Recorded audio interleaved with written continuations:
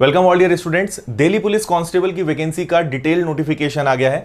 तो आज मैं आपको इसके बारे में एक एक इन्फॉर्मेशन बताने वाला हूं। एंड तक देखिएगा, बहुत अच्छे से आपको समझ में आएगा।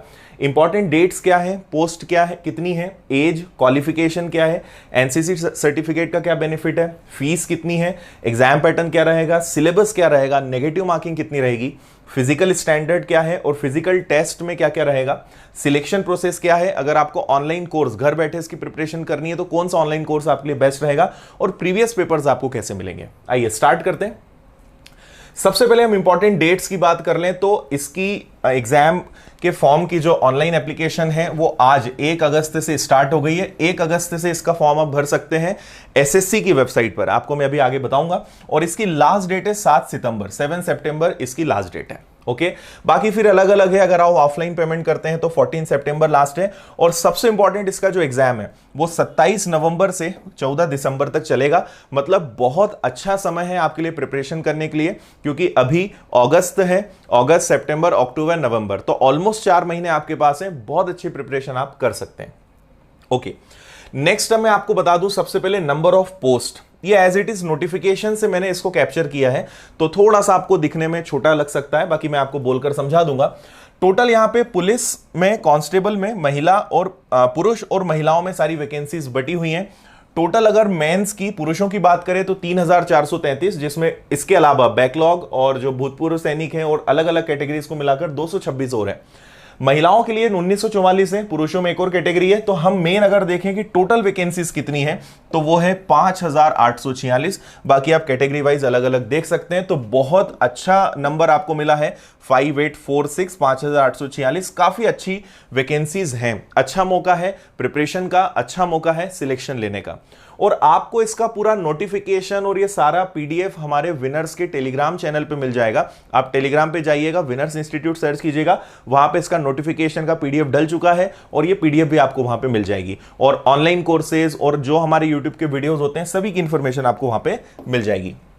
नेक्स्ट छोटा सा मैं आपको बता दूं, हम लोग अपना ऑनलाइन कोर्स स्टार्ट कर रहे हैं 10 अगस्त से और इसकी फीस केवल 1450 रुपए है। और इसमें आपको live classes, test series, note सब कुछ मिलेगा। बाकी और इंफॉर्मेशन मैं आपको एंड में बता दूंगा। नेक्स्ट अब हम बात कर लेते हैं एज के बारे में। देखिए, इसकी जो एज है मिनिमम है 18 और मैक्सिमम है 25 साल। और ये 1 जुलाई 2020 के अकॉर्डिंग है। यहां पर आप ध्यान रखिए कि 2 जुलाई 1995 के पहले का आपका डेट ऑफ बर्थ नहीं होना चाहिए और 1 जुलाई 2002 के बाद का नहीं होना चाहिए। लेकिन कैटेगरी वाइज यहां पे रिलैक्सेशन है। अनुसूचित जाति, अनुसूचित जनजाति के लिए 5 इयर्स का, अन्य पिछड़ा वर्ग 3 इयर्स के लिए, जो विशेष योग्यता प्राप्त खिलाड़ी हैं उनके लिए 5 इयर्स का है। उसमें एक और कैटेगरीज है जिसमें 10 इयर्स का भी है। इसके अलावा अगर आप दिल्ली पुलिस के विभागीय अभ्यर्थी अनारक्षित हैं तो 40 साल, विभागीय अभ्यर्थी हैं अन्य पिछड़ा वर्ग के 43, और भी भूतपूर्व सैनिकों के लिए और जो ऑलरेडी दिल्ली पुलिस में कर्मचारी हैं उनके बच्चे बच्चियों के लिए भी। तो आप इसको अच्छे से पढ़ लीजिए क्योंकि बहुत सारी कैटेगरीज यहां पर है। बट मेन है मिनिमम 18, मैक्सिमम 25 और बाकी आप क्राइटेरिया यहां पर देख सकते हैं।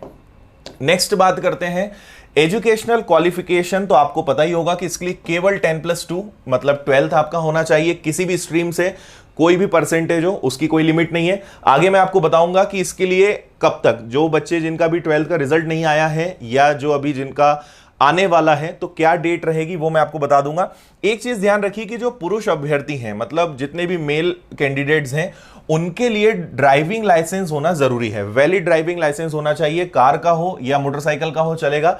डीएल जो है ड्राइविंग लाइसेंस इसके लिए कंपलसरी है। ठीक है, चलिए नेक्स्ट जो अभी मैंने आपसे कहा था कि 7 सितंबर 2020 तक आपका रिजल्ट आ जाना चाहिए। अगर आपका रिजल्ट पेंडिंग है और अगर 7 सितंबर 2020 तक आपका रिजल्ट आ जाता है 12th का तो आप इसका फॉर्म भर सकते हैं, अदरवाइज फिर आपका फॉर्म रिजेक्ट कर दिया जाएगा। नेक्स्ट देखिए, जिन कैंडिडेट्स के पास एनसीसी सर्टिफिकेट है, अगर आपके पास सी कैटेगरी का प्रमाण पत्र है तो आपको बोनस अंक मिलेंगे 5%, बी कैटेगरी के लिए 3% और ए कैटेगरी के लिए 2%। ओके, नेक्स्ट देखिए, सारा जो आपको ऑनलाइन फॉर्म फिल करना है, सारी जो प्रोसेस है वो ssc.nic.in की लिंक पर जाना है। यहीं पे आपको फॉर्म फिल करना है और सारी इंफॉर्मेशन, एडमिट कार्ड, ये भी सब आपको यहीं से मिलेंगे। इसके बाद जो फिजिकल टेस्ट और आगे की जो प्रोसेस होती है वो दिल्ली पुलिस की वेबसाइट पर होगा, जो मैं आगे आपको बताऊंगा। नेक्स्ट आपको मैं बता देता हूं जल्दी से इसकी फीस। तो इसकी फीस है मात्र 100 रुपए, और वो भी केवल जनरल कैंडिडेट्स के लिए। अगर आप महिला अभ्यर्थी हैं, किसी भी कैटेगरी के, अनुसूचित जाति जनजाति, आरक्षण के पात्र, भूतपूर्व सैनिक जो हैं, इनसे संबंधित सारे कैंडिडेट्स को फीस नहीं लगेगी। मतलब ओबीसी और आपका सामान्य वर्ग, दो प्रकार की कैटेगरीज के लिए केवल यहां पर 100 रुपए, बाकी सभी के लिए फ्री ऑफ कॉस्ट है, और सारे पेमेंट मोड यहां पर हैं। नेक्स्ट अब हम सबसे इंपॉर्टेंट बात करते हैं एग्जाम का पैटर्न। तो देखिए, टोटल 100 क्वेश्चंस आना है, 100 मार्क्स रहेंगे, और आपके पास समय रहेगा 90 मिनट का।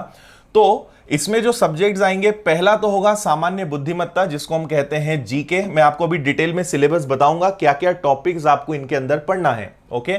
और समसामयिकी मतलब करंट अफेयर्स, तो इसके 50 क्वेश्चंस आएंगे, सबसे इंपॉर्टेंट है ये, और टोटल मार्क्स इसके रहेंगे 50।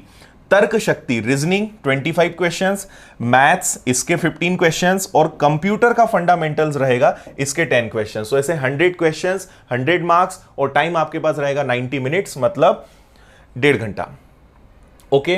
नेगेटिव मार्किंग यहां पे रहेगी, नेगेटिव मार्किंग रहेगी 0.25, जिसको हम 1/4 बोलते हैं। मतलब अगर 4 आपके क्वेश्चंस रॉन्ग है तो एक करेक्ट आंसर जो है वो भी हट जाएगा, मतलब 1 नंबर आपका कट जाएगा। सो 0.25 की नेगेटिव मार्किंग है। क्वेश्चन पेपर हिंदी इंग्लिश दोनों लैंग्वेज में रहेगा, फाइन। देखिए, अब सिलेबस की बात कर लेते हैं जल्दी से। तो जैसा मैंने कहा था, सामान्य ज्ञान और करंट अफेयर्स, तो इसमें बेसिकली जीएस पूरा आ जाएगा, आपका जीके पूरा आ जाएगा। मतलब क्या होगा इसका, आप यहां पर देखेंगे, सो खेल, इतिहास, संस्कृति, भूगोल मतलब ज्योग्राफी हो गया आपका, आर्थिक परिदृश्य, सामान्य राज्य व्यवस्था मतलब पॉलिटी, संविधान इसमें पूरा आ जाएगा। तो बेसिकली हिस्ट्री, ज्योग्राफी, पॉलिटी है ना, और जो करंट अफेयर्स, ये सब में जितना भी कंटेंट होता है ये सामान्य ज्ञान के अंतर्गत आएगा।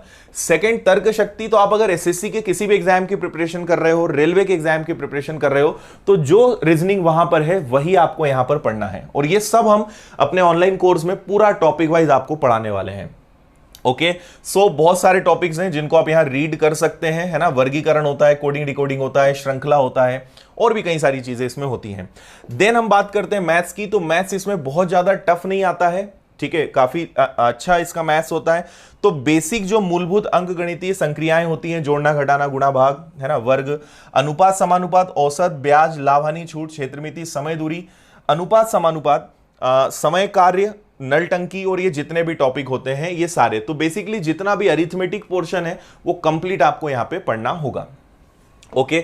इसके बाद आपको मैं जल्दी से बता देता हूं कंप्यूटर में आपको क्या क्या पढ़ना है। तो कंप्यूटर का बेसिक फंडामेंटल रहेगा, जैसे एमएस वर्ड होता है, इंटरनेट होता है, डॉक्यूमेंट्स को ओपन करना, क्लोज करना, ईमेल सेंड करना, ठीक है, सेल बनाना, मतलब basically excel, word, excel, typing, basic चीजें आपको आनी चाहिए, है ना। बहुत डीप आपसे नहीं पूछा जाएगा, जो कॉमन है आज के जमाने में, जिन चीजों की जरूरत है डे टू डे लाइफ में, वो चीजें आपसे इसमें पूछी जाएंगी, है ना। इंटरनेट से, वेब ब्राउजर से रिलेटेड क्वेश्चंस, एचटीटीपी क्या होता है, एफटीपी क्या होता है, सर्च इंजिन्स क्या होते हैं, वीडियो कॉन्फ्रेंसिंग, ई बैंकिंग, और बहुत ईजी सिलेबस होता है कंप्यूटर का, आप आराम से अच्छे से कर सकते हैं, इसमें डरने की जरूरत नहीं है। अब बात करते हैं फिजिकल स्टैंडर्ड्स की, फिर फिजिकल टेस्ट की भी हम बात करेंगे। सो देखिए, सबसे पहले यहां पर आप देखेंगे शारीरिक क्षमता परीक्षा। तो यहां 3 चीजें होनी है, दौड़ होनी है, ठीक है, रनिंग है, लॉन्ग जंप, हाई जंप, 3 चीजें हैं, लंबी कूद, ऊंची कूद। 30 वर्ष तक के अगर आप अभ्यर्थी हैं तो 6 मिनट में आपको 1600 मीटर कवर करना है, 14 फीट लंबी कूद, 3 फीट 9 इंच की ऊंची कूद। 30 से 40 वर्ष के हैं तो 7 मिनट 13 फीट 3 फीट 6 इंच। 40 से ऊपर है तो 8 मिनट में कवर करना है, 12 फीट की लॉन्ग जंप है, और 3 फीट 3 इंच की हाई जंप है। और ये कंपलसरी है, सभी को इसको क्वालिफाई करना पड़ेगा।